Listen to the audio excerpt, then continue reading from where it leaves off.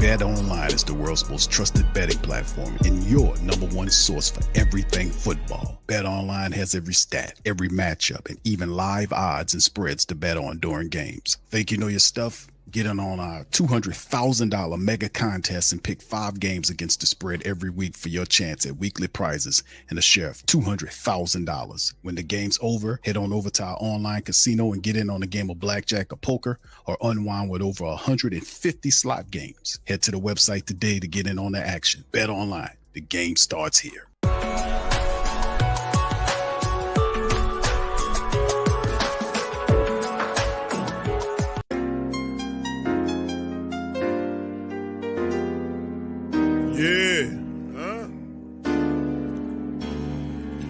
Like Benson, I'm a who that. I'm a who that. Long as I'm living, I'm a who that. Lose or winning, I'm a who that. Sports Coma, yeah, this is where we do that. Where we do that, where we do that, where we do that, where we do that, where we do that. Boogie like Benson, I'm a who that. I'm a who that. Sports Coma, this is where we do that. Where we do that. Welcome, welcome, welcome. Somebody please better help. Running this thing like elf. I thank God every day I'm not a felt. Go to YouTube live with Big Q and the guys. If you ain't ride or die, the bandwagon get flipped. Been marching in, that was way for the ring. I was yelling out your shame for the championship. Fucking on town, duck down. Falcons, pluck, get shut down. Panthers ain't much touchdown. The vision really belong to us now. So much hate on the Saints, you could probably tell. Ever since Bounty Gate hit the NFL, when things seem fishy and you probably smell the crooked referees or Roger Goodell. Yeah, probably like this and I'm a who that. Every day I'm living, I'm a who that. Lose or winning, I'm a who that. It's the Sports Coma, this is where we do that. Where we do that, where we do that, where we do that, where we do that, where we do that. Boogie like Benson, I'm a who that. It's the Sports Coma, this is where we do that. You're listening to the Sports Coma with Big Q and the guys on the PRO Media Network.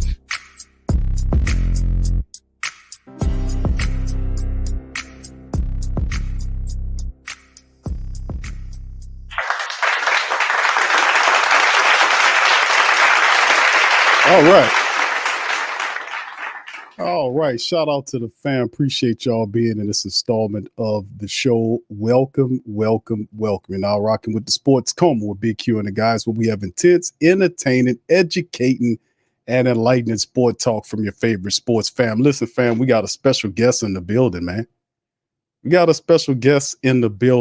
We got brother Bird Game 31 representing the Eagle Nation, here to talk black and gold and green in the preview. So we gonna welcome the brother. How you doing, brother? It's been a while since the last time we had you in, bro. How you doing? I'm good, man. Sorry, give me a second here. I'm trying to get things straightened up here on my end. You know what I'm saying? But I'm doing good, man. How you been? Pretty good, brother. It's been a while since the last time we had you on the stream, man, to talk about Philly, man, and a lot of stuff shaking and baking with both our squads, man. And listen, bro, I thought about it's no one better to talk about the Philly Nation, man, and what's going on than Bird Game 31. So you up in this thing, bro. Shout out to you. Appreciate you. And y'all hit the like button there as we get ready to talk and preview the Saints and the Eagles, man. And let's get right to it, bro. Kind of talk to us about the matchup that you guys had last week, man. I know you guys had a tough matchup against the Atlanta Falcons on Monday Night Football. You're operating on a short week, bro. So what's your thoughts on the Falcons, what happened in the Falcon game from your perspective, bro? You know, I'm just going to chalk it up to, lack of preseason. That's all I can do right now is chalk it up to that, because at the end of the day, everybody had high expectations for this football team. And right now we're not really living up to them. The first game of the week season was in Brazil. We did our thing there, but it was kind of sloppy. It kind of gave me vibes of last year, like how it's like sloppy, but a win. So then everybody, we come back, home opener, got Jason Kelsey there, Fletcher Cox there, Nick Foles jersey retirement. You're expecting the Birds to go off. So they didn't really do that, which was really bad. And, we took that L, which was a lot of minor mistakes. We had plenty of times to, put that game away, and we definitely didn't do it. And then, questionable play calling throughout the game. So I'm hoping it's just everybody's chilling, trying to get things together, and we can get right this week. Yeah, man. And bro, listen, I was cheering for you guys to take care of business against Atlanta, man. I really wanted y'all to get that dub. You know how we feel against Atlanta down here. And anytime Atlanta loses, we win. So we were cheering for you, and it didn't work, but that's all right, man. We'll have to take care of that in a couple of weeks when we see those guys. But let's get right into the breakdown, bro, because kind of talk about the strengths of the Philly team. I know and this is my perspective from just going over what I see, bro, from the as a black and gold man looking at Philly and scouting Philly. I'm very familiar with Jalen Hurts. He was in the SEC. I'm an LSU guy as well. So, I scouted and seen a lot of play from Jalen Hurts from his time with Alabama. He went on in that final year at Oklahoma, put up major stats. Philly took him, I think in the second round, bro, y'all took him. I want to. So, and he's really turned into not only the face of the Philly franchise, but the engine. And it just appears to me that he makes it all go. And if he's not there, or if he's not playing that high level of football, Philly looks different. So what is your thought process on Jalen Hurts, the engine, as far as Philly's concerned, bro? Okay, now I'm gonna keep that real 100. Like I think Jalen Hurts is one of the most gifted quarterbacks there is in the league. He showed that the Super Bowl run year where he put up all those nice numbers. Came behind just behind Patrick Mahomes in the MVP voting, and then it goes straight to last year he was playing hurt all last year, so you didn't really get to see the best of him. Play calling was shoddy too as well. So this year I was looking for him to bounce back. Now I think his legs just came back.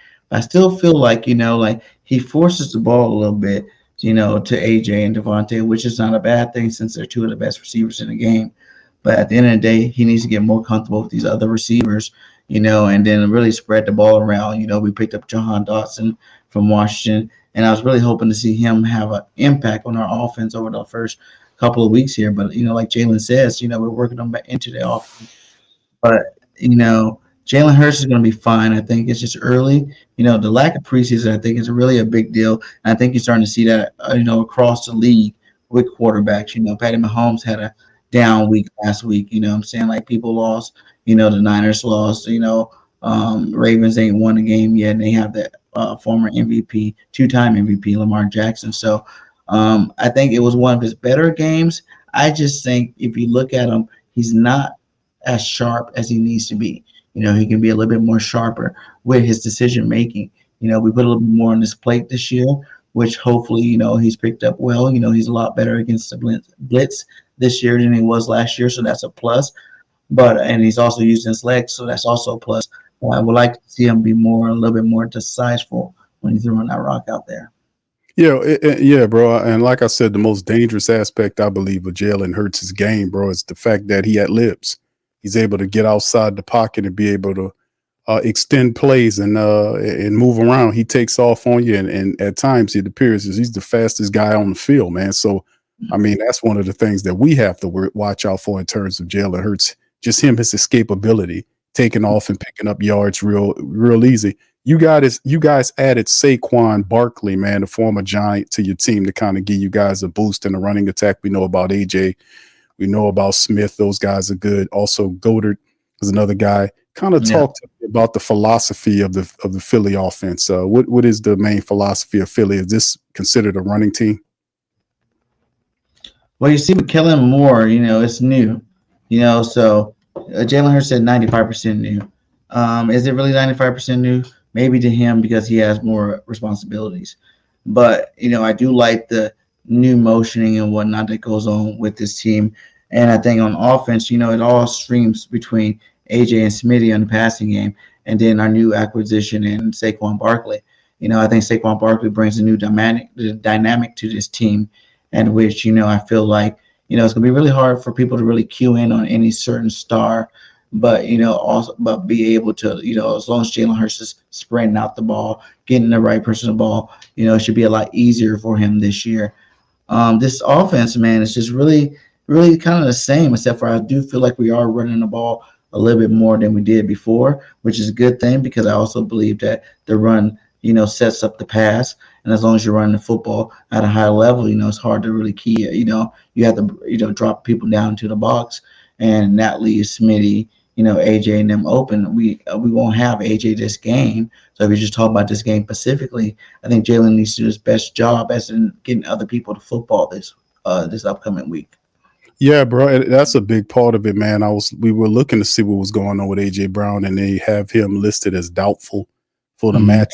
Some say did not practice, so yeah, they kind of changing it there. I don't know how good he'll be, but like I said, the Jahan Dotson is just a blazer, man. That's another guy with a rocket on his back. We got one down here. We call him Rocket Rashid. He been really showing out, but y'all guys got Dotson. He's pretty quick.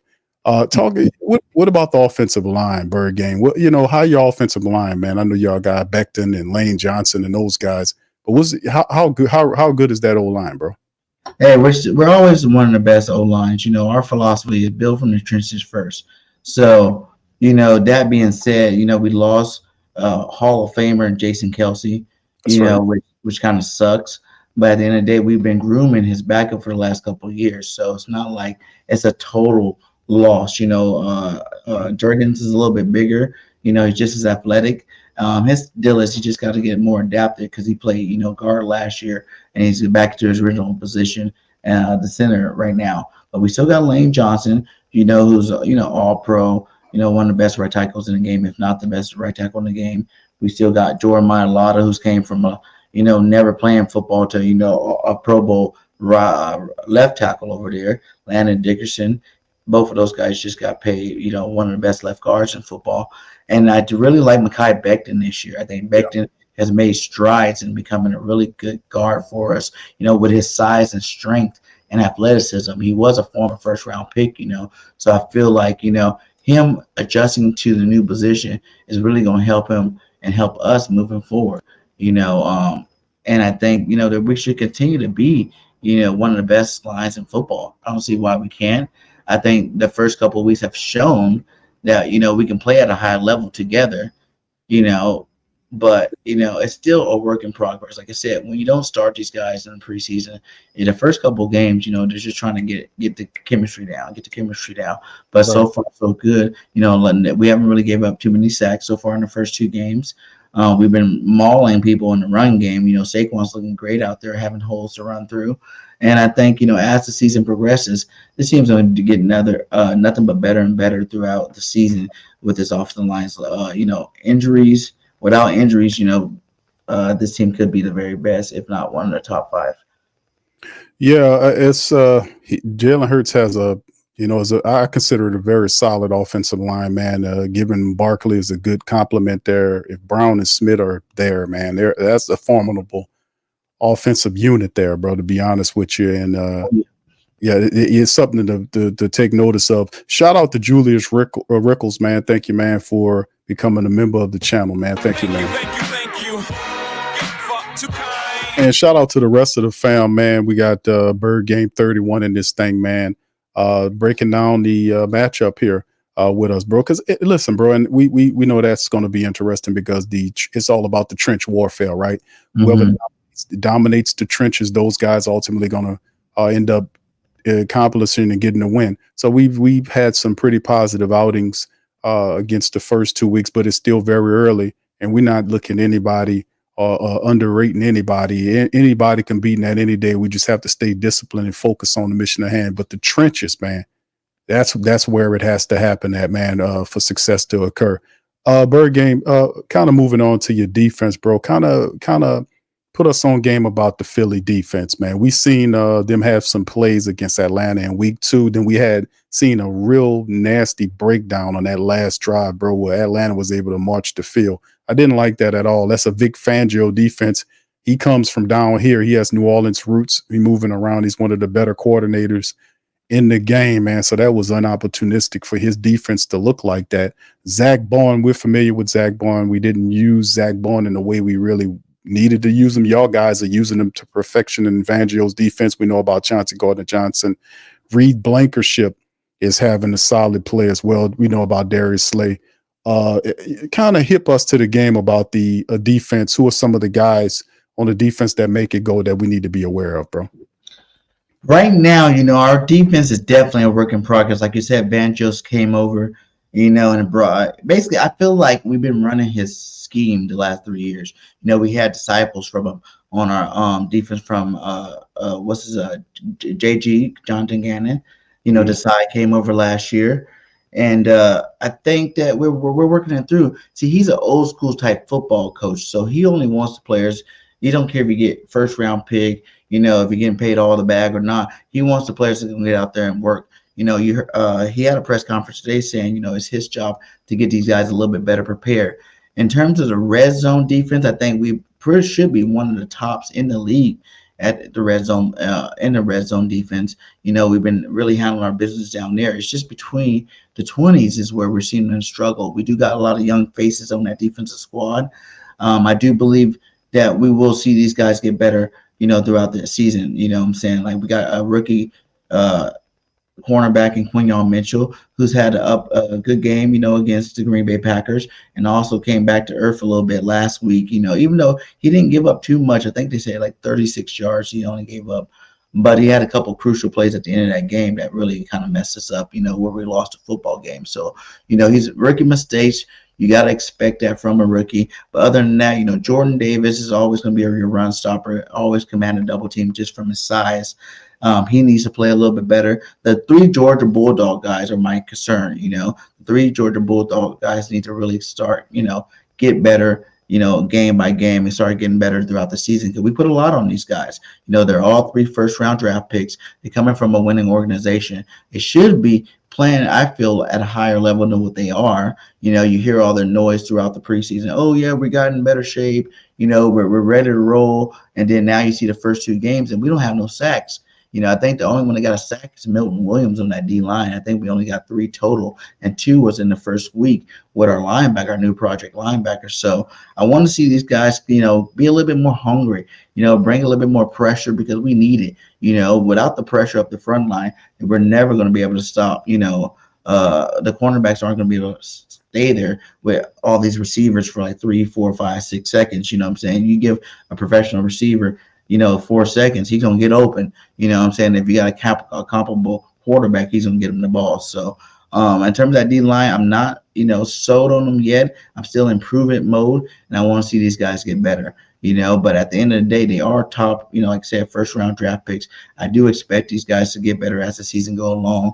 And we got a couple of guys, like the Milton Williams and the Bookers out there that, don't really have a name that's trying to make a name for themselves, what I'm saying? So that D-line is looking kind of I would say average right now. I think I hope to see him get better as the season progresses. Josh Sweat needs to start picking it up. I feel when you got a Jalen Carter and a Jordan Davis in the middle of your defense, you should be able to the outside, the edge rusher should be getting home to the quarterback. If these guys are getting double teams, meaning you're only getting one-on-one, matchups on the outside, and I don't understand why they're not getting to this quarterback. We play Bryce Huff, $50 million to come over here from the Jets to, because he got double-digit sacks. But right now, it seems like everybody's missing, Hassan Reddick on that D line, because I think through 2 games he has a half of assisted tackle. You know what I'm saying? He don't have any stats for himself. He don't have any pressures for himself. He definitely don't have any sacks. So we need to start getting our money's worth out of him because it's not looking good right now. In terms of our linebacker core, we got, N'Kobe Dean finally started, another Georgia Bulldog out there who's making tackles, but I want to see him be more distinctive in the run game.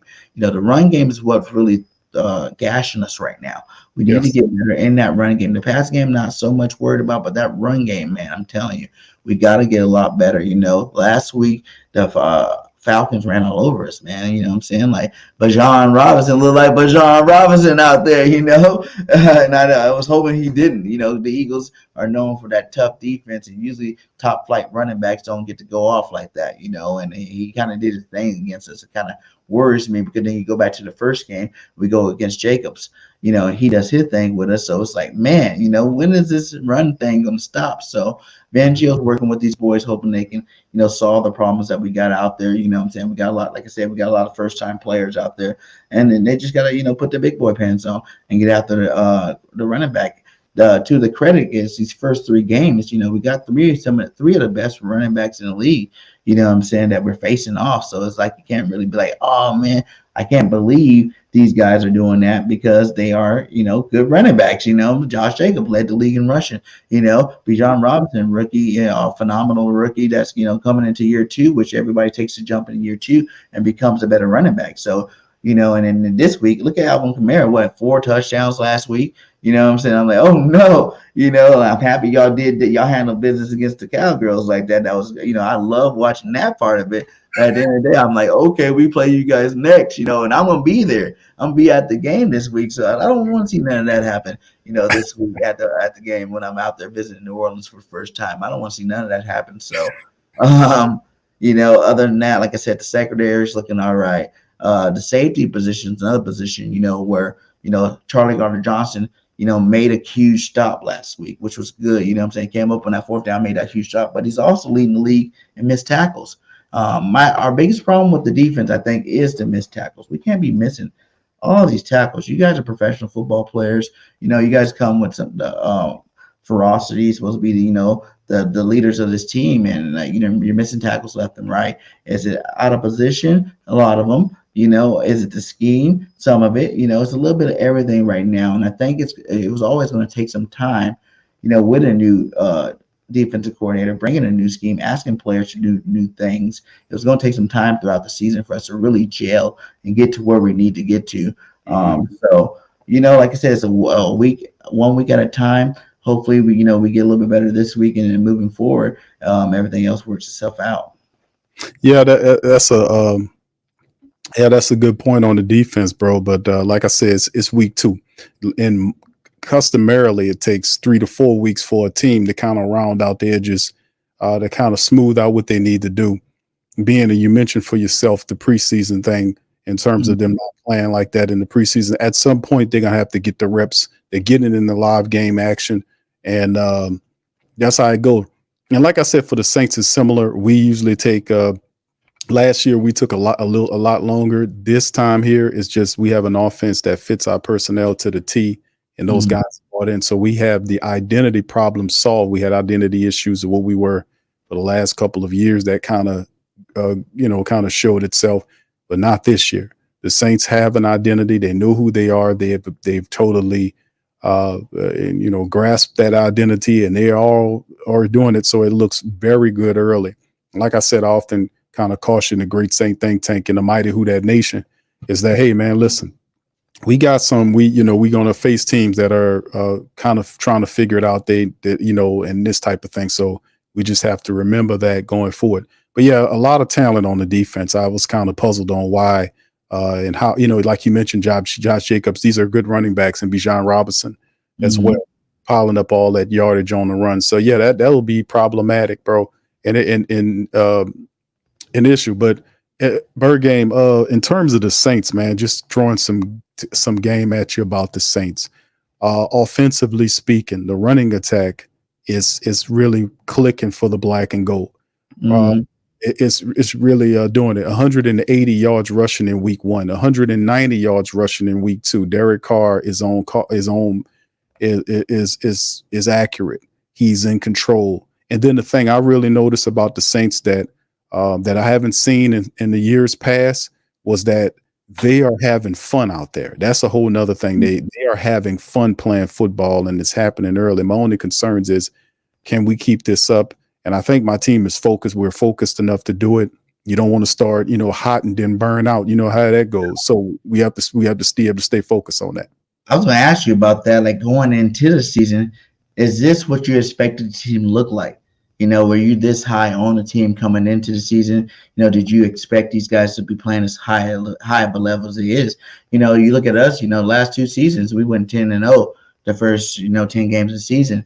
So that was supposed to be, that's kind of like the norm for us, even though it's not normal, but it's the norm for us. We are already like, what the heck's going on? You know what I'm saying? Like, we are 1-1 right now. And usually we don't get a loss to week 11. You know what I'm saying? So was that your expectation for this team to come out and play as well so early in the season? Don't you guys have new coordinators too? Yes, Clint Kubiak is our coordinator. He was the passing game coordinator for the 49ers last year. He bringing the Shanahan offense that Kubiak style offense down here. And he's been the difference maker. Credit to Dennis Allen for bringing the man in and making the offensive change. He changed 90-something% of the offense in terms of the coaches, the offensive coaches, new offensive coordinator, new running back coach, new QB coach, new offensive line coach, new wide receiver coach, just a ton of new coaches, and they all fit with Clint Kubiak. So he had the autonomy to be able to hire the guys that he was comfortable with, and we're seeing the fruit. But my expectations was I thought the Saints would take 3 to 4 weeks. I knew they would be successful because I knew when I seen what they were doing that where he came from, he had Christian McCaffrey and all those guys out there, and we do have the very unique talent to run that type of system. And that's what one of the things Clint said when he first got here is the reporter asked him, why did you decide to come here? And he said, because of the players. Mm-hmm. So he knows when you see Alvin Kamara, that Alvin Kamara can do anything that Christian McCaffrey can do. No disrespect to Christian McCaffrey, but Alvin Kamara and those guys are very unique backs that can do that. It just so happens we have all these other guys. I call them mismatch nightmares, MMNs, mismatch nightmares, several of them across the line. And Clint Kubiak's very imaginative. He knows how to move those guys around at different spots to make it difficult, to make defenses stink, slow react, and then take advantage of them. So we've seen that they've bought into it. But the key point was having to run the football. That was the thing, setting up the run so we can get into that bag. So that's one of the things I see. If we establish the run and get into the play action bag, I knew we would be able to win some games. I was saying that. So, I mean, we're seeing it. Nice. Yeah. Yeah, because, everybody, casts their favorites going into season. I'm pretty sure not too many people had, everybody, the people that are, 2-0 right now as being the leaders of the NFL going in through week 2 weeks in the season, with our team being 1-1, the Chiefs being 1-1, the Ravens not even winning a football game yet. You know what I'm saying? I'm pretty sure a lot of people had us, I had a lot of people looking a little bit better than what they are right now. But like the Saints, I'm saying I was looking for this game. Like, okay, it's going to be a nice game.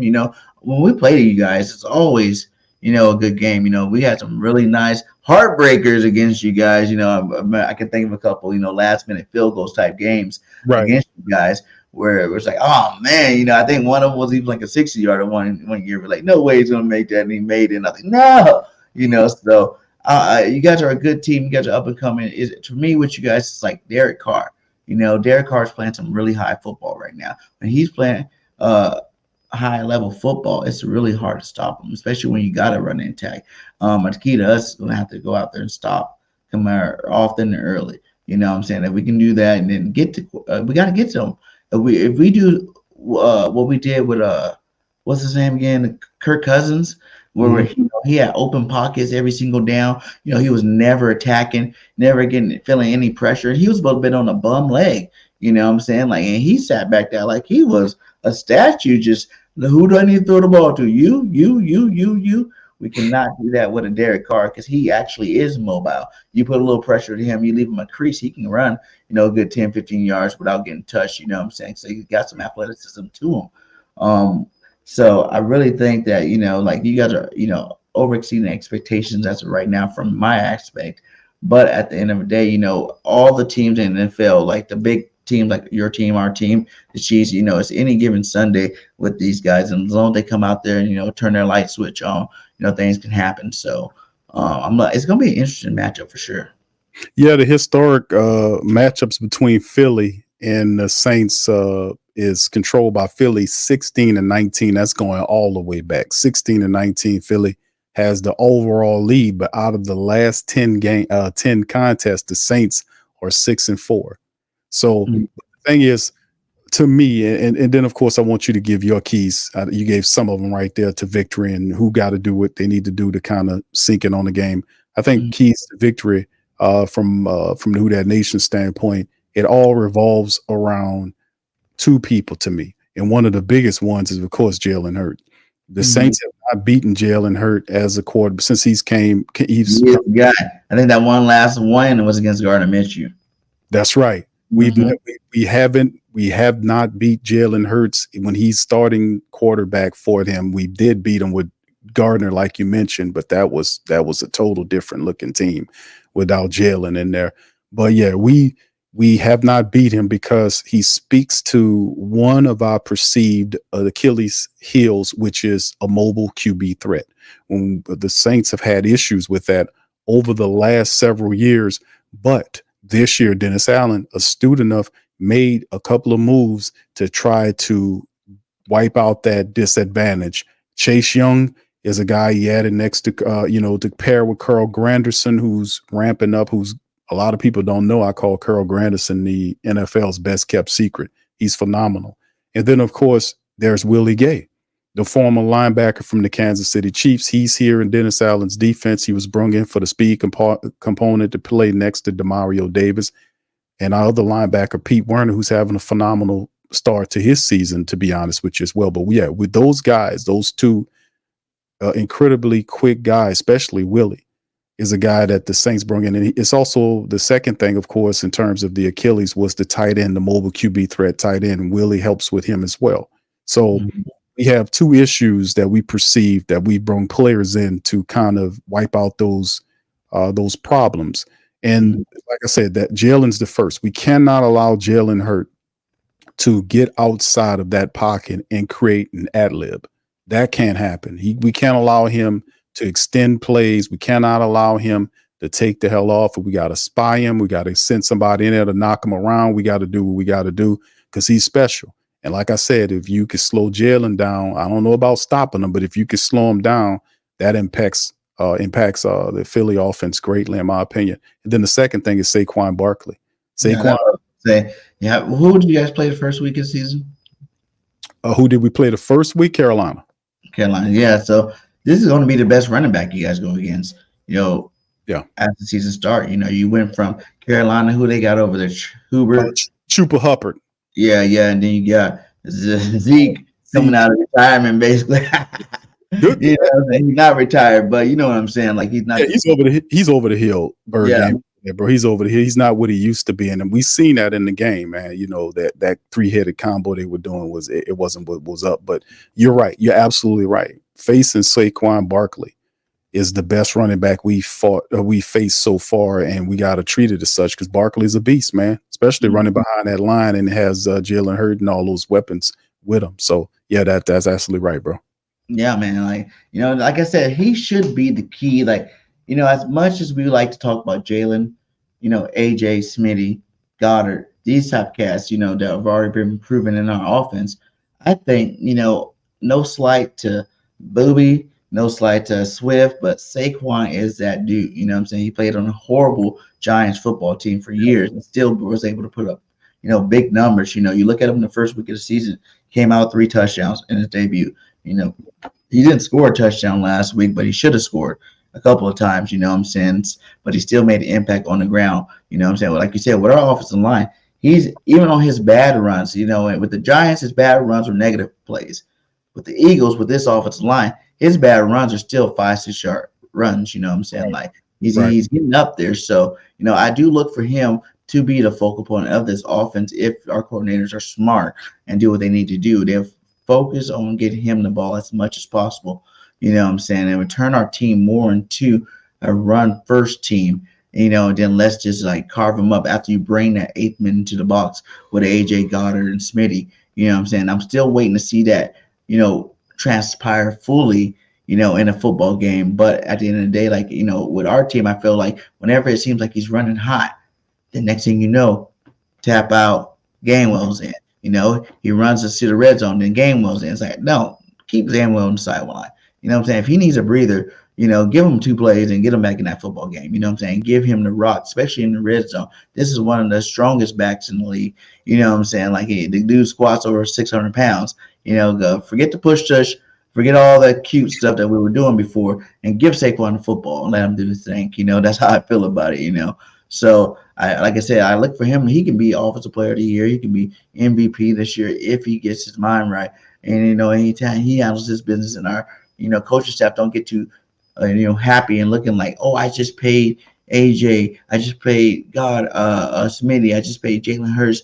We got to feature these guys. I feel like that's what kind of mode we're in on offense. We got to feature these guys. No, you got freaking Saquon Barkley right now. You use him, run him till the wheels fall off, and then nothing but good things can happen from that. Yeah, that would be my philosophy, man. To if Barkley's healthy, man, and he's a force, man. Especially, and then the combination of Barkley and the possible scrambling ability of Jalen Hurts together, man. That's a tandem that'll, if those guys are successful, that'll put you guys, your rushing attack, at the top of the league, in the top 5, man. Between those two dudes running out and doing their thing, but yeah, defense can respond to this RPO system that we will be running against you guys. You know what I'm saying? Do you think your D line, your linebackers, you know, since like I said, he will be the best back, but you also add in the Jalen Hurts. He just had a game where he had 90 yards. You know, we ain't seen that, you know, in like at least 10 games, you know what I'm saying, where he's actually effectively running the football. You know, do you think we have the linebackers in the front 7 that's going to be able to hold up against these guys? You know, because it's going to be hard. I think it's hard for me. I don't understand how teams are even able to stop this offense for real. And that's just not just me being biased. It's just like you got to worry about Jalen Hurts running the ball. You got to worry about Jalen passing the ball. But then you got this dynamic running back in Saquon. It's like who's going to get the ball? Who's going to keep the ball on this place? You know what I'm saying? So how do you really feel about that matchup in terms of this game?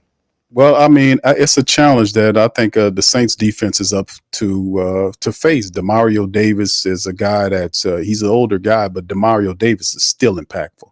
He's the brains and outfit of that Saints defense. Pete Werner, who got his cake this year, the Saints extended him. He's been kicking ass, man. So even though they know, I think they kind of put Pete Werner on notice when they brought Willie Gay in here and say, hey, man, do it. And credit to Pete Werner, he elevated his football play. So, you know, I was thinking about that on the previous show. I was like, man, I got to give Pete Werner a shout out, man, because Pete Werner is playing his ass off out there. So it's just not just that those guys are incredibly intelligent. Demario Davis, Pete Werner, and then the athletic ability and intelligence as well as Willie Gay. So I think the Saints defense are fast, and I don't need fast and athletic and experience, but I think those guys have seen a lot, and I think they're up for the challenge. And coming into the season, a lot of people considered the Saints a top 10 defense, a top 10 defense in the NFL. A lot of people, including myself, believe that the Saints secondary,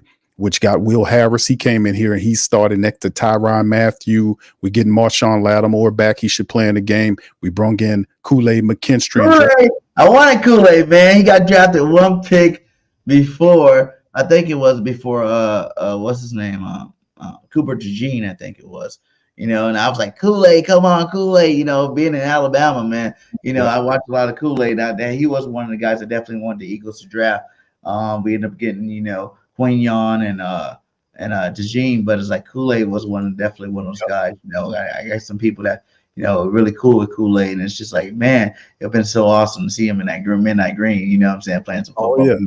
Well, he been doing really good for us, bro. Lattimore had some issues, and Kool-Aid stepped in there, man, and he was one of the top tacklers we had. He was in the top 3, I don't want to say, in tackle. So he's a natural, man. So the Saints are in good position in terms of the secondary. So I just love how all 3 levels of the Saints defense, the addition of Chase Young, all of the depth that we have in terms of the defense, and the Saints are doing this, and we still down a starter inside of the defensive line with Big Bink Saunders. So we missing him on the inside, and the Saints are still handling business. So I think they're definitely up for the challenge.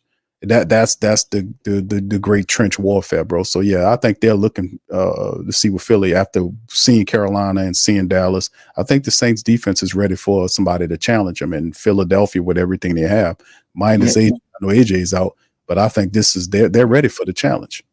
Yeah.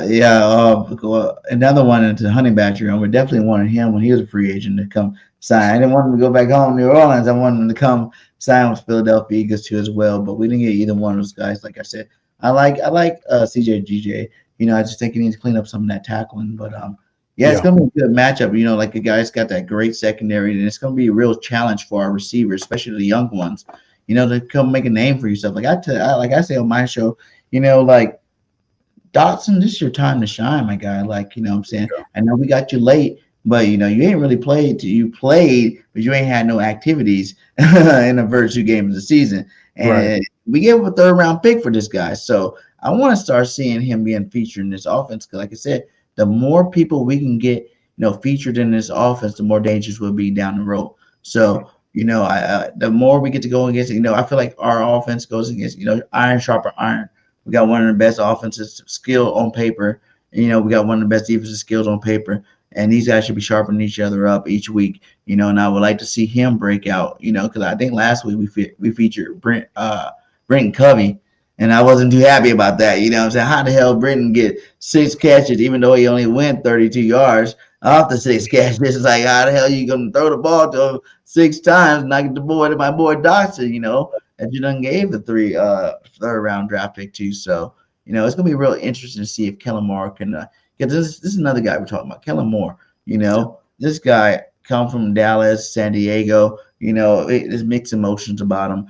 I do know when he's with Dallas, it was a top 3 offense, in the league, 2 of those years. And then San Diego Chargers, you can't really judge him on that because, all their star players were hurt last year, So it's like, how can you really produce when you don't have any of your star players? So, Kellen Moore's, like I said, I love the motion that we're doing this year compared to before. We were like ranked last in motioning.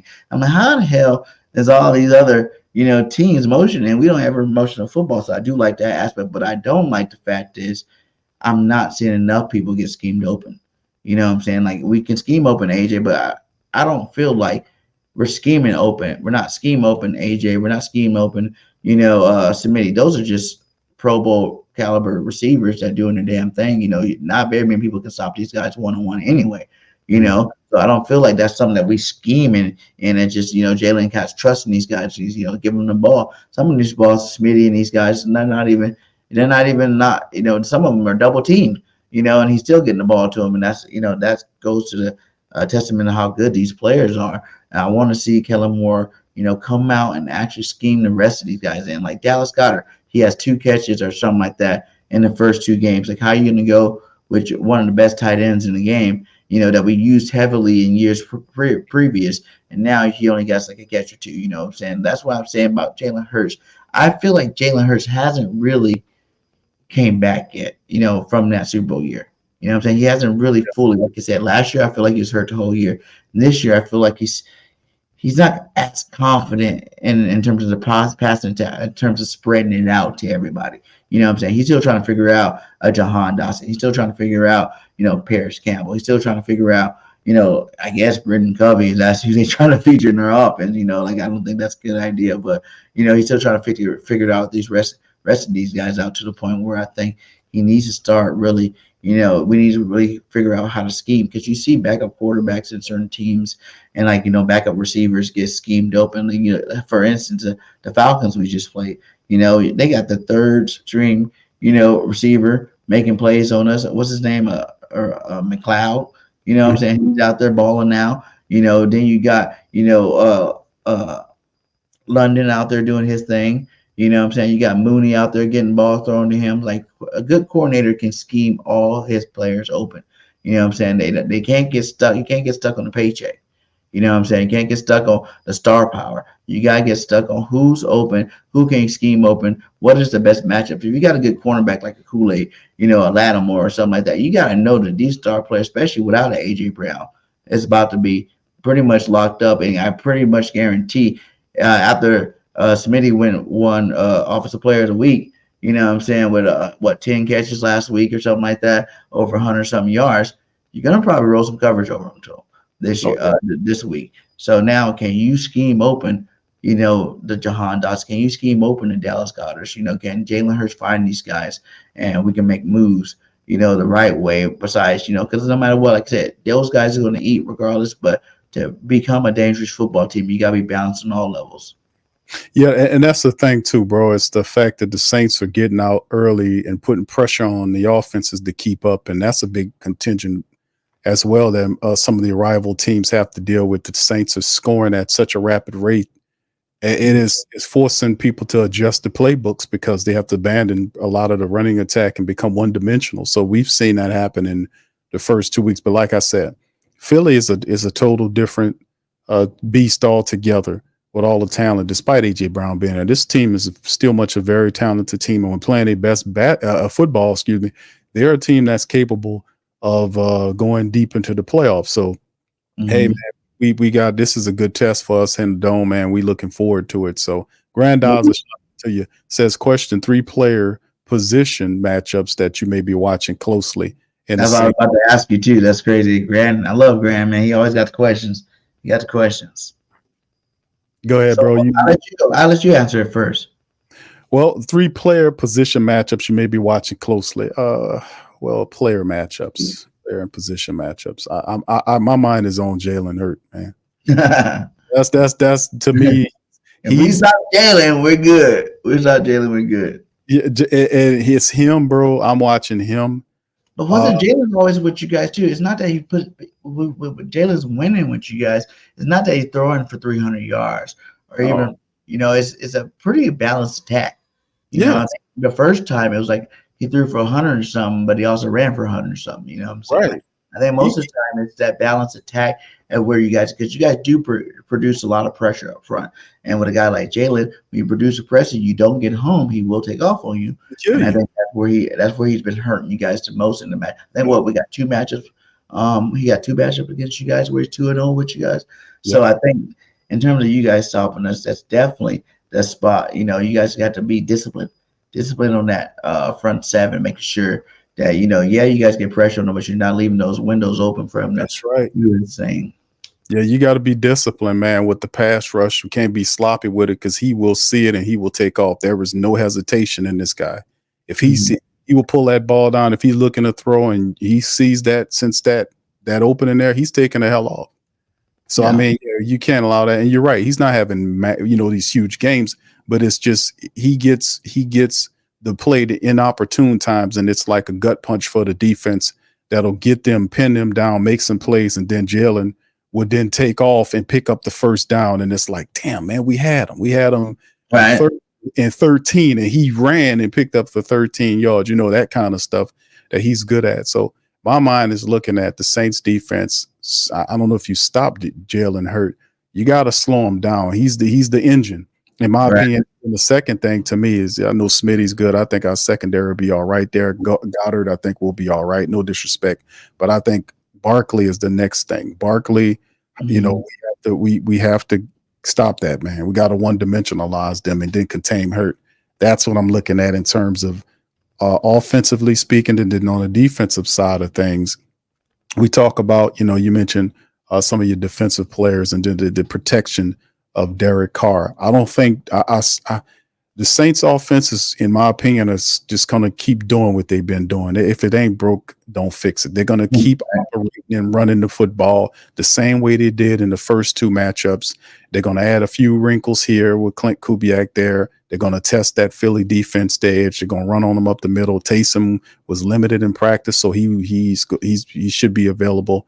So the Saints are going to hit Philly's defense and test them just like they did Dallas's defense and see if they can deal with, from an intelligence standpoint, reading how the Saints have all these pre-snap motions and misdirection plays, which ultimately serve to make your defense think more than what they're supposed to. And while they're thinking, we already are in motion and we taking advantage of it. It's to slow them down and have them confused. That's what that all about. And plus it tips you, if you're not disciplined enough, it also tips you, shows Derek Carr what you got going on so he can then adjust on your ass. So, I mean, it's a lot of stuff going on, but that I'm not concerned about our tackles as much, no disrespect to the ends, because I think that the onus will be for the Saints to run the ball to their advantage, to our young defensive tackles' advantage, because they're really good at that run situation and setting up the play action. So that's how I kind of see the game, and that's why I want to see, if being that we have more of a balanced team in you guys, and how the Saints will deal with that. But what's your perspective, Bird Game 31, on your 3-player position matchups, bro? My 3-player or position match, like I said, it starts up front. Our offensive line versus your defensive line. You guys got a good one, but I feel like I said, we have one of the best. You know what I'm saying? So, especially after a game like that, I'm looking for a bounce back week. We had 3 penalties on RPO plays, which it brings it back to the first year Jalen started, where it's just like we're running these RPOs, but they don't really got it down right, the timing right, to the point where we're getting these flash calls. Some games, like Jalen said, some games are getting called more than the other. But I want these guys to go out there, and oppose their will against you guys. Like I said, we have the biggest offensive line in football. You're going back to like the Dallas Cowboys when they were winning the championship, the Leon Letts, the Larry Allens, those type of cats. You know what I'm saying? These guys are monsters up there. There should be no reason why, if we go with the run game first, we shouldn't be able to, oppose our will, which you guys, no disrespect to you guys, but it's not just you guys, it's the whole league. You know what I'm saying? I don't see too many defensive lines that should be able to stop these boys, So I'm looking at that matchup first, your D line versus our O line, because that's really going to tell a lot, in terms of how this game plays out. Secondly, would be Saquon Barkley and his, running, kind of piggybacking on the offensive line. Saquon Barkley, your linebacker matchup, linebackers versus Saquon. Will you be able to stop Saquon? I know he's feeling bad for dropping that pass. He took all the onus on him in the football game for us. So he's going to come out motivated, this game to really, correct the wrong, so to speak. I'm saying? Go out there and show that he is an elite running back. He is what he was in week 1, and he's going to get better throughout the season. So linebacker stopping Saquon Barkley. The receivers, you guys got a talented secondary. Now, are you guys going to shut us all down? Are you double teaming Smitty and the rest of these boys not going to live up to expectations, and our passing game is going to be trash? I'm saying? I'm really worried about that matchup, because like you said, you got the Honey Badger back there, you got Kool-Aid back there, you got, Lattimore, you said it's going to be bad. That's hard for any receiver group to really go against, and do any work against. So, you're looking at that like, oh man, like these guys, are you gonna get open? Because you ain't showed me nothing besides AJ Smith. You haven't known any of the other receivers to show me anything in the first 2 weeks of the season.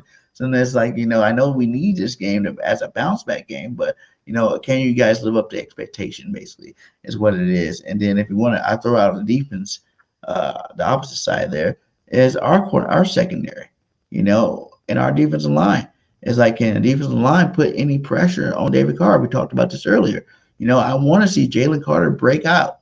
What I'm saying? How are you going to be considered the next Aaron Donald and not have a sack at all, not put any pressure on the quarterback at all? You know what I'm saying? Like, if you really that guy, this is a game you need to show that you're that guy. You don't show me 2 weeks, you're not. You know what I'm saying? This is a game you need to go back there. You need to handle business and get to the quarterback. No one sack games from our front four. I want to see multiple sacks this game if that's what you're going to do. And that's who you guys really are. You need to come out, show up, and show out. I know the offensive line is good, but if you look at the Falcons, offensive line, they're one of the better offensive lines in the league right now. They're looking pretty good out there. And then the Green Bay don't have that bad of an offensive line either. So it's like, I'm not pretty sure. I don't know exactly where you rank the Saints offensive line. But right now, this is the time to eat. You know what I'm saying? Like, show that you're just contender team. Because right now, people are questioning, are you even contenders? And it's too early in the season to go from Super Bowl contenders, should be in the NFC Championship, to now week 2. You're like, are you guys? A lot of people would say that we're not contenders no more. So it starts up front, offense and defensive line. And I want to see that defensive line, come up and progress. I know a lot of Philly supporters, man, are very rabid, man. I've seen a lot of the guys. I've seen them be, really tough on, and we tough on our guys. I can respect what Philly got going on because it's a high standard. It's a high standard of winning. You come here and you're going to be the coach. You got to handle your business, and we're not playing. And I respect the hell out of that. That's how I feel. Mm-hmm. I see some guys kind of look at the offensive coordinator. They kind of don't like his play calling. They don't think. But still, in all, like I said, this is just this is week number 3. It's a lot of games left to be played in the league. So I mean, it's good to start off, winning some games and figuring some stuff out. But it's still a lot of time left in the season. Yeah. So yeah, that's something. I went off, and I did a live stream, and I was going ham on those boys at the last game. You know what I'm saying? Like, because you get emotional. You've been waiting for so long for football to come back. You know what I'm saying? When your team, like for me, it was just like, I feel like last year again. You know what I'm saying? But the difference is, at least we were winning the first 10 games last year. Right. And now we already got a loss, but it's still the same type of play. I feel like a lot of these guys are living off that Super Bowl run too much. I'm saying? Oh, we're this team. We're expected to do this. We're expected to do that. NFL is what have you done for me lately type stuff, That's you right. know. And right now, y'all ain't done nothing. And I'm a fan, and I'm a huge fan. But y'all ain't done nothing to show me that y'all want to win the Super Bowl this year, you know. And I'm not willing to lose hope early. At the end of the day, like if y'all don't show me something, you know what I'm saying, what else is there a fan to do but to question you, but to doubt you, but to, you know, and you can't be, these players can't be so much and caught up with what the media is saying about them. They need to just strap it up and go play football. You know what I'm saying? Forget what anybody's saying about you. Forget trying to be Superman out there. Do your damn job. Excuse me for saying that, but do No. your damn job and let the rest sort itself out. You know, everybody's trying to make a play. Everybody's trying to be the star that everybody wants them to be. Stop all that. Sit back, do the fundamental stuff, and the good things start happening for you. All right. Let me ask you this, my brother. What's your scoring prediction? If you do those scoring prediction, what is your final outcome for the game? How do you think it ends? Saints, man, this game is usually a close game. You know what I'm saying? Like, it's not like, you know, after what y'all did to the Cowgirls too last week, man, that had me scared. Had me scared a little bit. I was like, what? You scored 44. Y'all on the scoring spree over there in New Orleans, man. Like, and it's so funny. I was just talking about when I bought my tickets, right? I was gonna go to the home opener, right? And thank God I didn't go because I would have been so pissed, you know. But I was like, the Saints, that should be a good matchup, you know, it'd be good. But seeing you guys play the first 2 weeks had me a little nervous. I do think though, that being said, like that was a wake up call for the Eagles. I think we come back and we get back to business like we need to. You know, you look at the first 2 games as your preseason games, and now you should be, you know, starting to work on your midseason, not midseason, but you know, start working on some form there and start looking more presentable what you're really supposed to be for the season, especially going against a quality opponent like you guys. You know, I don't think either team gets to the 40s like you guys been doing. I don't think it's going to be that type of game. I don't think it's going to be a shootout to a 45-42 type game. You know what I'm saying? I think teams are going to come play. You guys got trying to keep the momentum going, and we're trying to start some momentum. So I think that's going to be a hard-fought football game. So I see it. If I had to give a score prediction right now, you know, I'm looking at more like a 24-17 type game. 24-17. 24-17. You know, of course I'm gonna say the Birds are gonna win. You know what I'm saying? But 24-17, Birds, you know what I'm saying? A hard fought football game that's gonna be, you know, everything the fans want for sure. Yeah, I thought I'm looking at it, man. It's going to be very interesting. I think. Excuse me, yes, sir. We can't get 40. No, y'all not getting 40 on us. I'm gonna let y'all know that right now. Bird Gang's gonna be in the building, and whenever I'm in the building with my football team, you know, good things happen. So y'all not getting 40. Even if y'all win, it's not gonna be no. We ain't the Cowgirls now. Okay, let's just keep that. You know, keep that simple. We're not the Cowgirls. This is a whole nother football team. And like I said, even if y'all win, you're not getting 40 on that. I'll put that out there right now. We ain't gonna be disrespecting nobody right now. We ain't gonna be disrespecting nobody. So there ain't gonna be no 40 burgers on the Eagles defense. You know what I'm saying? Like that ain't happening. That ain't happening. Hey, bro, we had a last week we had a Dallas Cowboys podcaster that came on, man.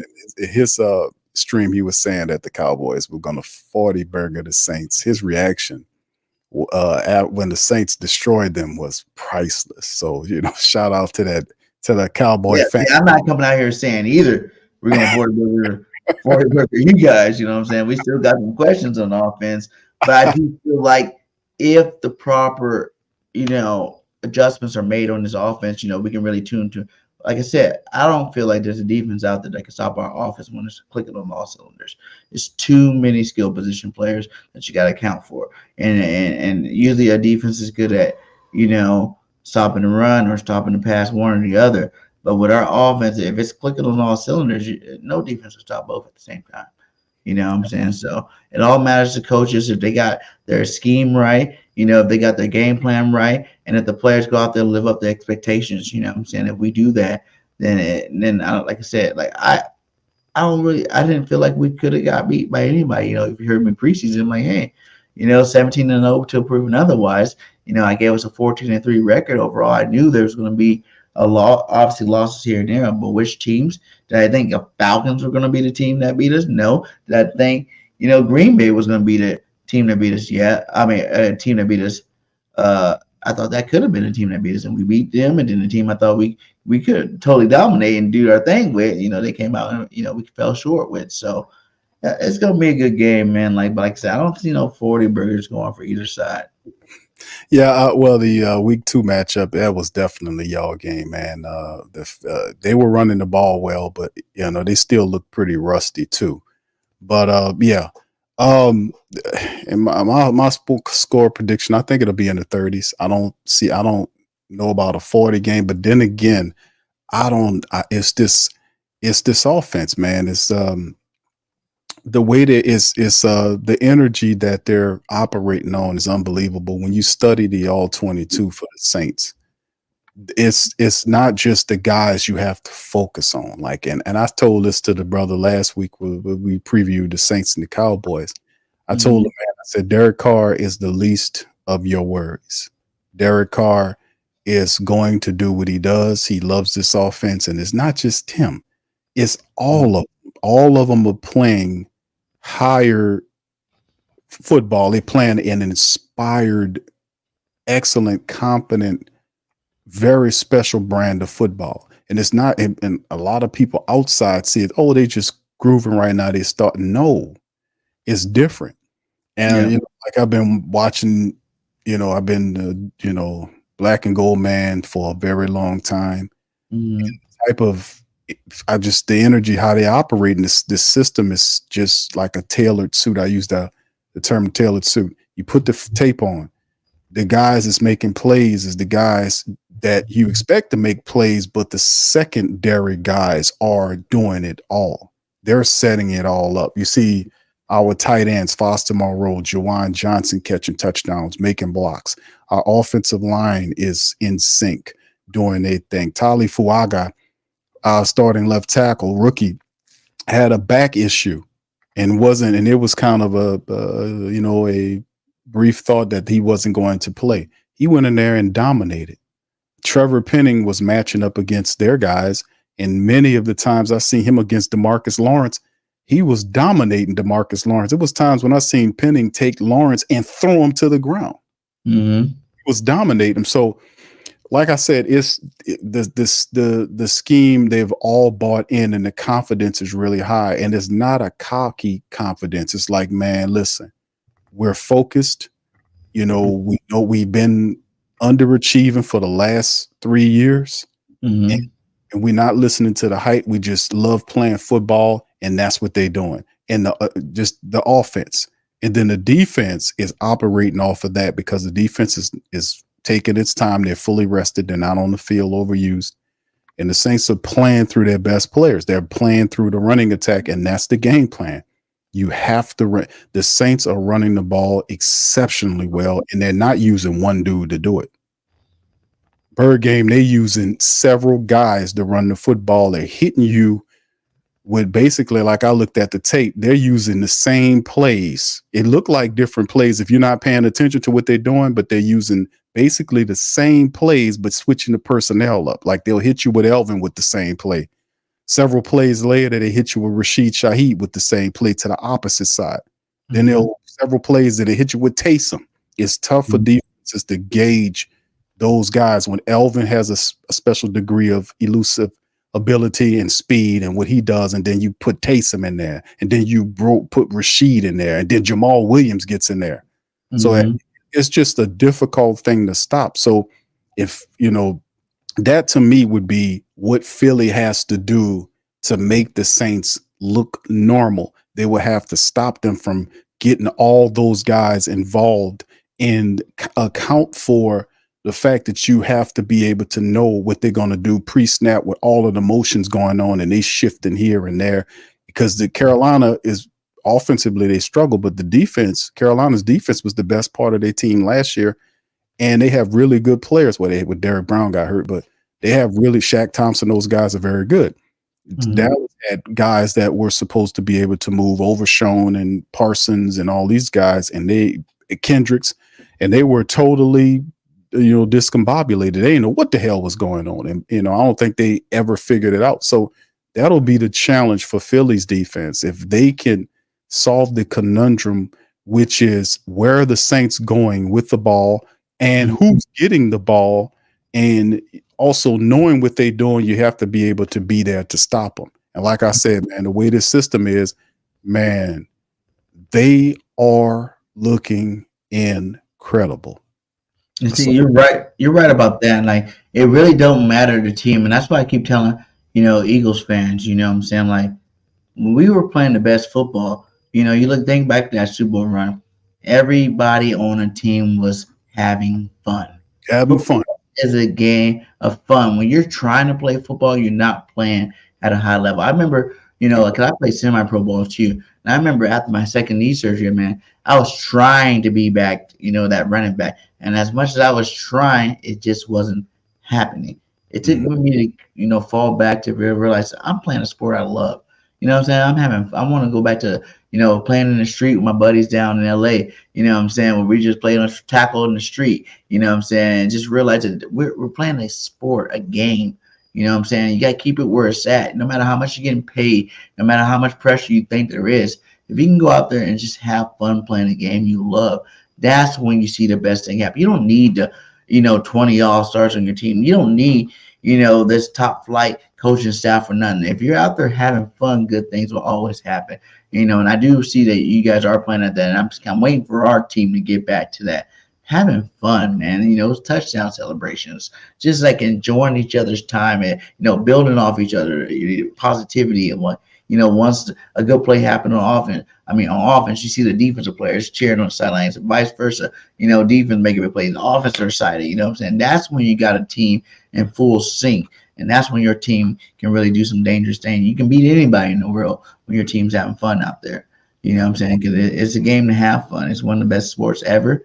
And you should be blessed to even be playing it no matter what level you're on. So, yeah, I agree with that. I wanted to ask you, too, playing devil's advocate, though. Playing devil's advocate. What would Philly have to do, to really, do some work against you guys? Like, what do you think is your biggest weaknesses in terms of being a Saints content, a Saints fan? Bro, the Saints' biggest weakness right now, man, is, I'm gonna be honest with you, bro. I look at this team all around. There were questions going into the season about the offensive line, the right tackle Penning and left guard Lucas Patrick, who, he was kind of a guy they brought in here to be basically a depth piece, but he ended up getting the starting job because another guy, Nick Saldiveri, who's a draft pick we had a couple of seasons ago, wasn't able to stay healthy because of a calf issue. He missed a lot of time in preseason and training camp. So Lucas took the job, credit to him. But, I seen a few players that had question marks, but all of that appears to have significantly dissolved because the way the system is in place, these guys have bought in. And Clint Kubiak is using these guys in the right way. He has taught them the game in a way where they look exceptionally better than in previous years. There is no doubt. There is no discontinue or breakup or disharmony here. The majority of the plays, they're flowing. That's what I was saying. It's a very unique situation to witness because the Saints they're not exhibiting any issues. They're not. The first week they had 10 penalties in the game where we just blew out Carolina.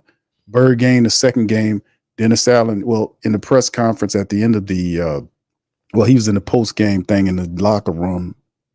He kind of asked the team, what was our biggest issue? They said penalties. They had 10 penalties in the Carolina. The second game, they had 5 penalties. They cut the penalties in half. They don't make a lot of miscues. The false starts and all that, they're not doing all of that.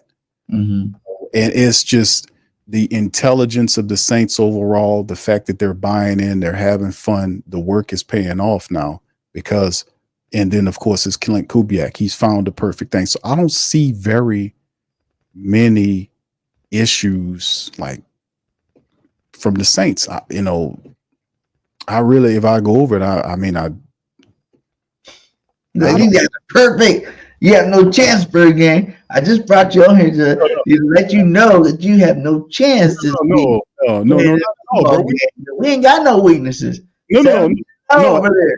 If I look at it like this, in terms of physical, what I see physically, no, but there could be an issue if the Saints are not mentally ready to prepare, because even or play this game, they come into the game and they are buying some of the hype, and then they don't play up to their level, or then they commit a lot of miscues and issues, because that's still a part of the game, because it still takes work. And that's one of the things Dennis Allen was saying, like, man, we the first couple of weeks have been good, but we have to look at the tape and clean up the issues, because they did have issues out there as well as they look. There were times when Dallas or Carolina was able to gain penetration and stop a play, or read a certain thing. So, or the Saints would miss a tackle. The CD Lamb run, where the only touchdown they had, when they tried to tackle him, he ducked up under him and he ran all the way to that was the only offensive score they had in the game. But that was because Tyrann Mathieu and Paulson Adebo missed the tackle that's broken free. So, I mean, we as a team, bro, have to be there mentally too, to be able to compete with you guys, because it's any given Sunday, bro. Regardless of what I've seen over the last couple of weeks, that still has to transfer into week number 3. That's the bottom line. Every game is different. Every opponent is different. And we have to bring that mentality and mindset there. But based on the 2 prior weeks, they're not exhibiting too many issues, but everybody, you got a chance. We got a chance. That's what I'm saying. That's why we play the games. It's all about who's ready to play. It's going to win the game. That's the bottom line. And what was your record prediction for the Saints this year? What you mean, bro? What you say in terms of wins, losses? Yeah. Rich, and a lot, and prior to this, and this all prior to them even much doing this, actually playing the games, a lot of the family members thought we weren't going to really go anywhere. But when Clint Kubiak came, I was saying we'll win. We run the ball and do what we're supposed to do to get in the play action bag, because I know that to get the most out of Derek Carr, you got to run the ball and get Carr into play action Carr. That's what I was coined him, play action Carr, because that's you get the best out of him in that mode. He loves doing the play action. He's a phenomenal play action quarterback. You get him in that role, you're going to see a lot of positive things happen. But I was looking at 10 to 11 games I was saying the NFC South crown, and 10 to 11 wins this year with the Saints. That's what I said prior to all this happening. So that's why I'm at. We got the South this year, but the South looking good. South looking good this year. Right, and that's the part too, bro. A lot of teams you still got to look at Tampa Bay. I'm just warning people. I know we got Atlanta after you guys, and we have to walk week by week. But Tampa Bay, behind the Kansas City game, we got to watch out for Tampa Bay. Tampa Bay has won the NFC South 3 years in a row. Baker Mayfield looks really good early on. They're not playing with any pressure because everybody's saying Atlanta's going to win it and all this kind of foolishness. But Tampa Bay is just flying along right up under the radar, having fun playing games, and you got to watch out for them too, man. We got to take care of business. Oh, yeah, man. Oh, yeah. What's your 3 hot takes for the game? My 3 hot takes? I don't know. Because I always tell people when I go juicy on the hot takes, you know what I'm saying? Because it's a hot take. You know what I'm saying? I think if my team's going to win, these things need to happen. You know what I'm saying? And if these things happen, it's definitely capable of happening because we got the players to do it. Well, 3 of them. If the Saints run the football in the same manner that they've been running the football with, using Elvin, using Taysom, using Jamal, mixing in Rashid Shaheed in there, it's they're not going to lose because because that's what it's based on. If they had a 180 in week 1, 190 in week 2. Elvin Kamara is playing really pissed off because he wanted a contract and the Saints was dragging their tails, giving him the money. So he's on his contract here. So you see an extremely motivated Elvin Kamara doing this thing. Taysom Hill is an incredibly difficult combination back to mix in with Elvin Kamara. I don't think people understand when you watch the film. If I'm running and I hit you with Elvin on one play and hit you with Elvin again on another play, and then bring Taysom in as a fullback, that's a whole nother thing too. It's like it's it's difficult to stop what they got going on because the defense has to be on they, you know what, they got to be on their game to see what they got going on. And the Saints mix personnel so well, like they just resituate guys. It's like the guy called it positionless football. And that's what the Saints are really doing. That is really puzzling the hell out of these defenses. Is that they don't know what these guys are going to do. You got Taysom. Okay, Taysom's out there. He's a tight end. And then he stays at tight end. No, Taysom's going to play tight end. He's going to play fullback. He's going to play running back. And that just wrecks the deal. Like, oh, this guy's, and the same with Rashid Shaheed. They give him a ball like the running back. Next thing you know, he's out there as a wide receiver. So you're in a constant state of trying to pinpoint where these guys are because it's a living roster and these guys are floating all over the field at different areas. And as a defense, and from an intelligence standpoint, you have to be aware of all of these different guys all of the damn time because all of these guys can kill you. And while you're paying attention to them, the secondary weapons are catching touchdowns. Juwan Johnson, Foster Monroe, Adam Prentice, our fullback, is doing. So, yeah, if they get that flowing, bro, it'll be incredibly difficult to beat the New Orleans Saints. And that's what I got. I ain't got three of them. That's just one I got right there, brother. That's what I got. What is yours, bro? What's your hot takes? My hot takes would be like Saquon Barkley, continuing to come to form with this football team. And, he rushing for over 150. You know what I'm saying? If we can establish a run game against any team, like I said, we need to establish a run game. You're chewing up clock. The keeping that offense off the football field is what we need to do. Obviously they score lots of points, scoring over 40 in 2 games. I mean, you want to keep these guys on the sideline as much as possible.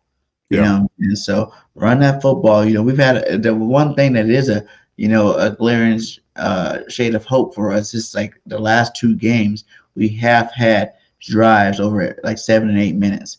You know what I'm saying? Where we're actually scoring touchdowns on, and we really couldn't do that before. So that is a new element to our offense.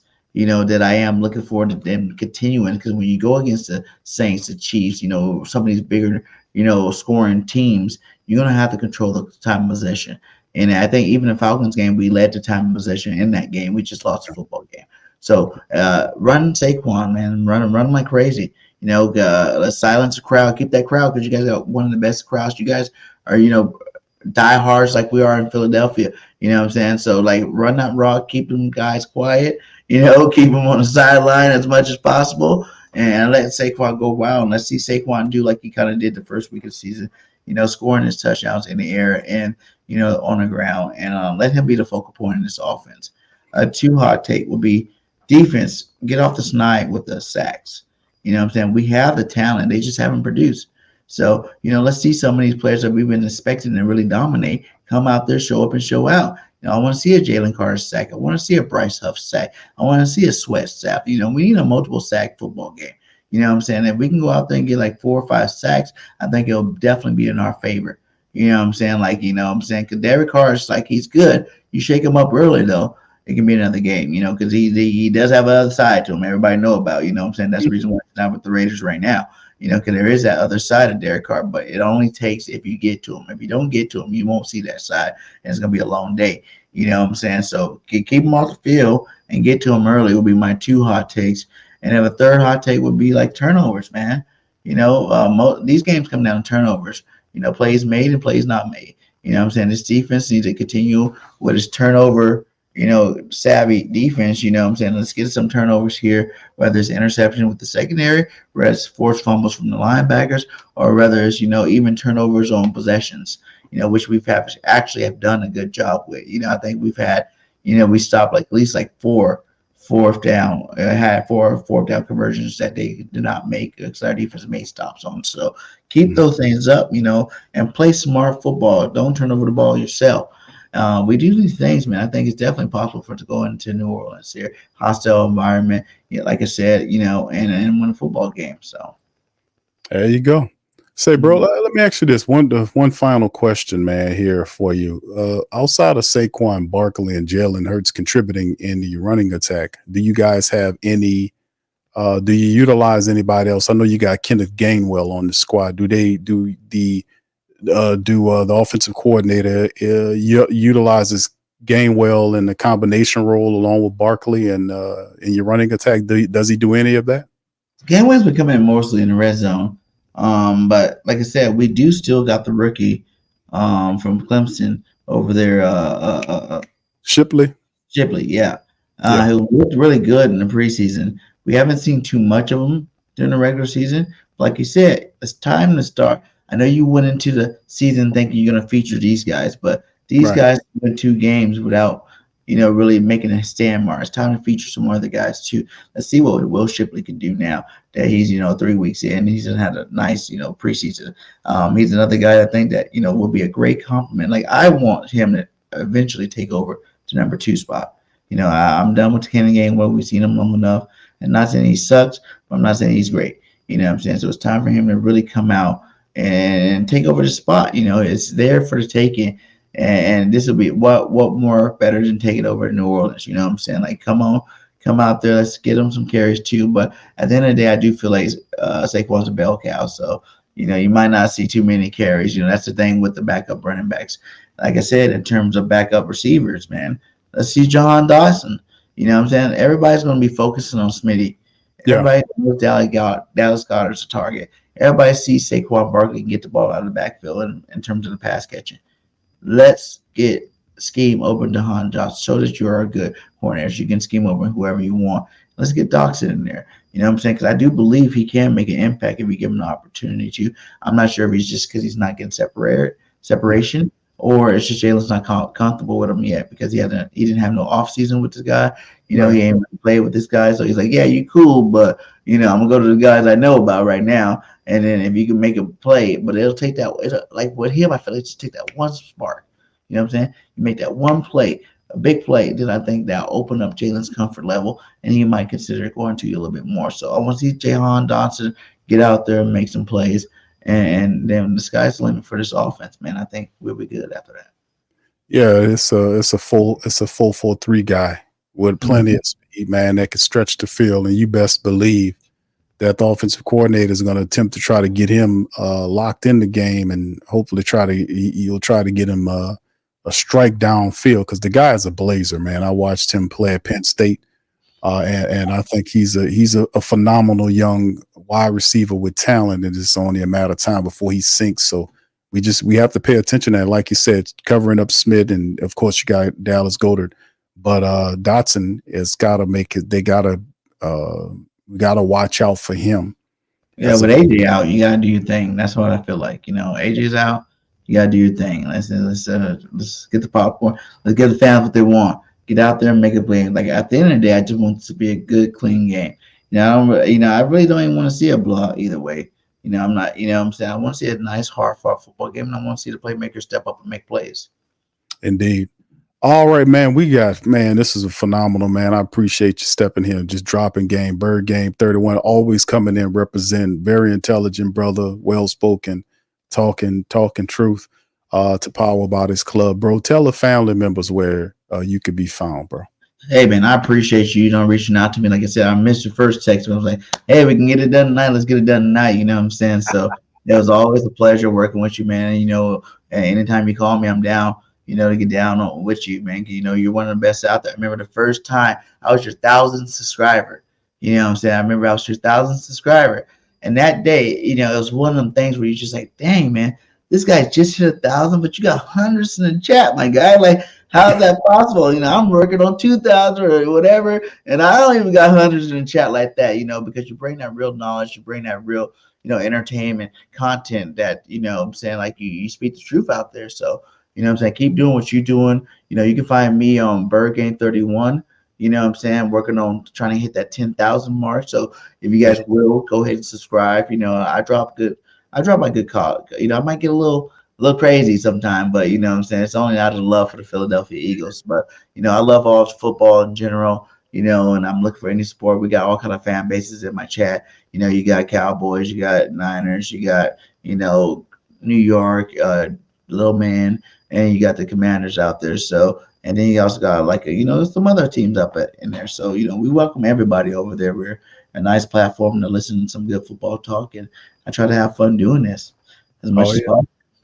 Well, that's good, man. Congratulations on your success, man. You come a long way, bro. Keep doing what you're doing, man, because you're doing it, man. That's yeah. I remember that we first had that conversation, man. Mm-hmm. You took all that information, bro, and you just boom, you ran with it. So, bro, congratulations to you on there, man. Are you going to the game before I get out of here? Are you going to the game? Nah, I'm not going, bro. I'm gonna be chilling. I got my boys on this weekend, so I got some stuff I'm gonna be doing at home, cooking and all that, the family stuff, I usually do. But I will be live streaming the game because every game I do the what we call it, the watch parties, which I do the live and play-by-play calls on the game. So I do that every Saints game, man, and their pre-game, post-game to all of that. So it's a 5-hour affair. We be in here having fun, laughing. I'll be hitting the special effects buttons and everything. It's just an event, and it's pretty cool. Hey, for all you New Orleans fans that are in the chat, y'all see me down there. Be nice. Okay, it's my first time in New Orleans. I'll be celebrating with you guys for 2. I'll be there from Saturday to Sunday. So make sure if you guys see me out there, say what's up. And you gotta be nice, Be easy on your first time in New Orleans. I hear you can get a little rowdy over there. So I want to make sure that y'all know there's nothing but love. I will be repping the Eagles tough. Decked out my Eagle green, but y'all can still be nice to me out there. Man, you're gonna get the best treatment down here, bro, because we all good, brother. We all respectable. It's just like when you got the Cowboys and they start talking mess and being very disrespectful, then we got a second line in their town and turn their building into our building. Right. So you love that too, because you hate the Cowboys. I hate the Cowgirls every day, especially on Sunday. All right, so hey, man, shout out to Bird Game, man, for popping in, man. Listen, we thank all of you guys for tuning into this Saints Eagle preview, man. Y'all hit the like button, hit the subscribe button. Feel free to share the show on y'all social media, fam. We up in this thing, man. We're going to holler at you on next one. I'll be back Friday, man. On the Friday stream, we'll go over the final injury report. We'll play a few interviews from Dennis Allen and others, man. We'll go and see what happens with Taysom and everything. All that, we'll do it tomorrow on the Friday stream. So much love to y'all. Appreciate y'all. Who dat? And I'm out. Yeah. Boogie like Benson, I'm a who dat. Long as I'm living, I'm a who dat. Lose or winning, I'm a who dat. Sports Coma, yeah, this is where we do that. Where we do that, where we do that, where we do that, where we do that, where we do that. Boogie like Benson, I'm a who dat. Sports Coma, this is where we do that. Welcome. Somebody please better help. Running this thing like Elf. I thank God every day I'm not a Falcon. Go to YouTube Live with Big Q and the guys. If you ain't ride or die, the bandwagon get flipped. Been marching in, that was way for the ring. I was yelling out your shade for the championship. Bucking on town, duck down. Falcons, pluck, get shut down. Panthers ain't much touchdown.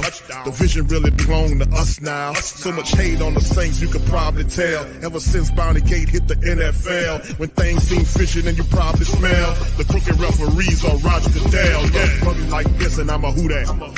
Every day I'm living, I'm a who dat. Lose or winning, I'm a who dat. It's the Sports Coma, this is where we do that. Where we do that, where we do that, where we do that, where we do that, where we do that. Boogie like Benson, I'm a who dat. It's the Sports Coma, this is where we do that. You're listening to the Sports Coma with Big Q and the guys on the PRO Media Network.